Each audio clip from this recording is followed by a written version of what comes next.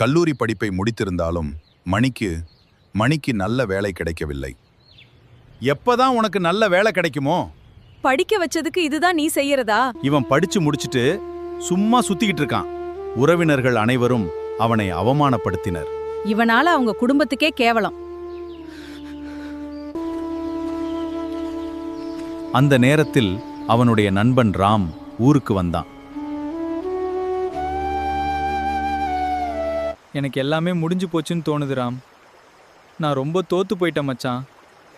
இதை பாரு மணி, உன்னால் நிச்சயம் மீண்டு வர முடியும். நான் எப்பவும் உனக்கு துணையா இருப்பேன். அந்த நாளிலிருந்து மணி கடினமாக படிக்கத் தொடங்கினான்.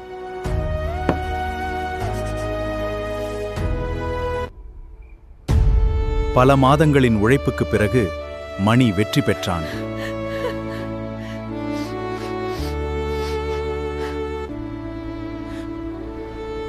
இந்த வெற்றிக்கு காரணம் நீதான்.